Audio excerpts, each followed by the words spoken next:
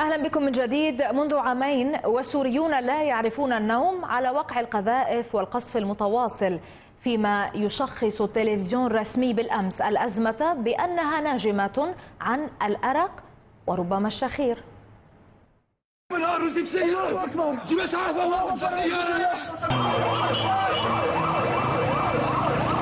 هذا حال السوريين منذ عامين، الطائرات فوق رؤوسهم والدبابات والقذائف بجوارهم. فجرهم هكذا، وإن أقبلوا على صباحاتهم نالت الصواريخ من غرف منازلهم، وشوارعهم هكذا، ووجوه شبانهم وصيحات من نسائهم ورجالهم. الله أكبر. هم إذن لا ينامون، ويعلم القاصي والداني أن طعم النوم هجرهم منذ أشهر طويلة.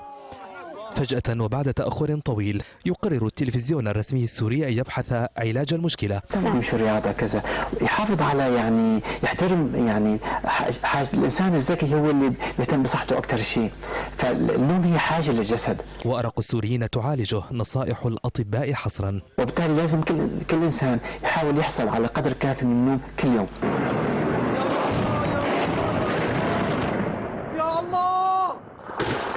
في بصر الحرير، الله أكبر. وفي كل مكان وزمان يتكرر المشهد.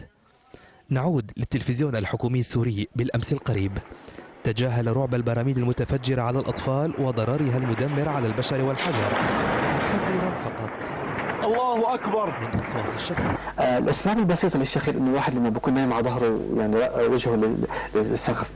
وين بدنا نروح وين بدنا نجي ما بنعرف.